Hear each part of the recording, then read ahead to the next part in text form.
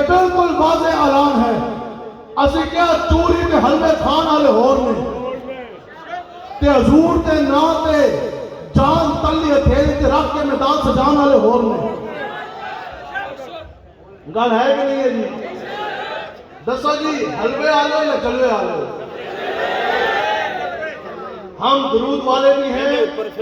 اور درود پڑھ کر بارود گستاخ رسول کا سینہ آر پار کرنے والے ہیں گستاخ نبی کی ایک ہی سزا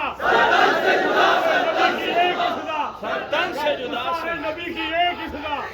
ساڈے بابا جی دی اج بھی ساڈے بابا جی دی کل بھی ساڈے بابا جی دی توجہ بھی ساڈے بابا جی دی آج اسی تو ہمیں دستے ہیں جی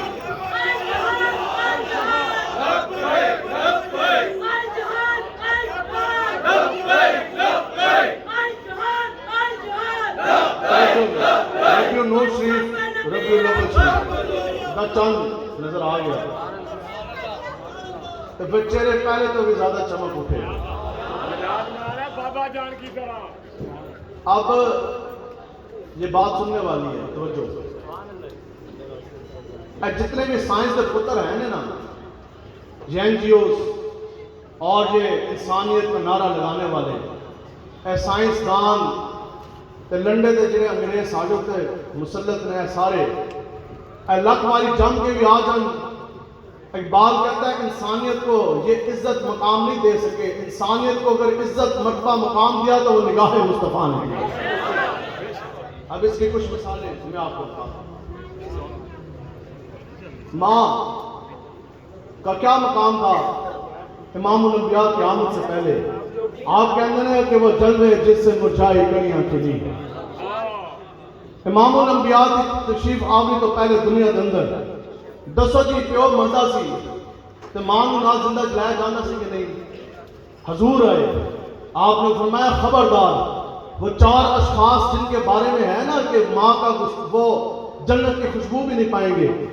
ان میں ایک شخص وہ ہے جو اپنی ماں کا گستاخ اور بے ادب ہوگا امام الانبیاء ہے حضور نے فرمایا کہ خبردار اگر ماں کو جلانا تو دور کی بات اگر تو ماں کا گستاخ ہے تو پھر تو جنت کی خوشبو بھی نہیں پا سکے آگے امام الانبیاء نے ماں کو عزت دی حضور نے فرمایا یہ تیری ماں ہے جس کے طلبوں کے لیے تیرے لیے رب نے جنت رکھ دی باپ جس کو بہت سمجھا جانے لگا حضور ہے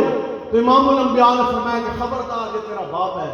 اس کی رضا میں اس کی خوشی میں مجھ محمد عربی کی بھی رضا ہے میرے رب کی بھی رضا ہے پھر امام الانبیاء نے فرمایا پھر امام الانبیاء حضور علیہ السلام نے فرمایا کہ یہ تیرا باپ ہے جو جنتی دروازوں میں سے ایک درمیانی دروازہ ہے بیٹی پیدا ہوتی تو لوگ چھپاتے ہوئے لوگ میں کہیں گے دھیز دا جناب پیو ہے اے تو بڑا کمزور ہے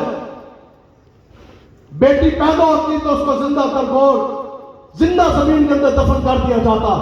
یہ تو حضور ہے کہ وہ جلوے جن سے مرجھائی کلیاں کھلی امام الانبیاء نے فرمایا کہ خبردار جس نے بیٹیوں کی اچھی تربیت کی قیامت والے دن وہ میرے ساتھ اس طرح اٹھایا جائے گا بچی کو زندہ دفنانا نہیں کیوں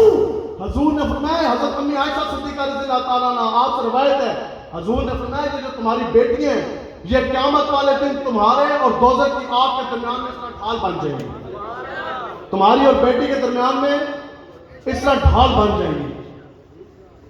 اگے پھر دسو جی جس وقت ذات پرستی اور نسل پرستی کا عروج سی اب بتاؤ جی ہو سیاہ رنگ نہ مکہ کے رہنے والے نہ مدینہ کے رہنے والے نہ قریشی نہ ہاشمی نہ عربی اور نسل ہو سیاہ رنگ ہو بھی حبشی ہو بھی غلام اور غلام کا سایہ اس طرح آقا کے اوپر پڑ جاتا ہے تو اس کو قتل کرنے کا حکم اتنی زیادہ بندہ اس حد تک ہو لیکن وہی بلال حبشی جب حضور کے نام کا کلمہ پڑے مکہ فتح ہوا اور بڑے بڑے قریشی کے ہاشمی حضور کی آل کے شہزادے سید زادے بڑے بڑے اجلہ شانوں والے صحابہ نیچے کھڑے جب کعبے کی چھت پر چڑھنے کی بار آئی حضور نے فرمایا کہ اب کعبے کی چھت پر چڑھے گا تو میرا غلام بلال حبشی چڑھے گا قیامت تک یہ دس کہہ دیا کہ جس بلال حبشی نے محمد عربی کے لیے مارے کھائی، اب اگر کعبے کی چھت پر چڑھے گا تو وہی بلال حبشی چڑھے گا۔ پھر آگے جی، پھر ایک فارس سے امام الانبیاء کا غلام چلا، حضرت سلمان فارسی رضی اللہ تعالیٰ عنہ۔ آپ بکتے بکاتے اختصار کے ساتھ، آپ بکتے بکاتے، پھر ایک منڈی میں جا کے بکے، پھر دوسری میں کام کرا کے لوگوں نے کمر توڑ کے رکھ دی، اتنا آپ کے اوپر ظلم ہوا، اتنی مزدوریاں، اتنی سخت مشقت کرائی، لیکن آپ نکلے طلب دیدار مصطفیٰ کے لیے، حضور کی طلب میں۔ آپ کہتے ہیں کہ میرے نصیب جاگے، میں بکتے بکاتے امام الانبیاء کی بارگاہ میں پہنچ گیا۔ اب یہ وہ بات ہے کہ ملتا ہے کیا کیا، ایک بار تیرے مصطفیٰ پر آ کے تو دیکھ۔ ایسی تو ہمیں سمجھان آیا کہ جاتی عمرہ تے رائی وینڈ گنجیاں دے کول کچھ بھی نہیں ملنا، تے بنی ڈالا اور جب نچن والے دا پتر بیٹھا عمران خان او دے کول بھی کچھ نہیں ملنا، تے چلے جاؤ سندھ ایم کے ایم دے ڈاکواں دے کول، انہاں دے کول بھی کچھ نہیں ملنا، تے گجراتیاں تھتیاں دے کول چلے جاؤ، انہاں کول بھی کچھ نہیں ملنا۔ ملتا ہے کیا کیا، ایک بار تیرے مصطفیٰ پر آ کے تو دیکھ، وہ ملتا کیا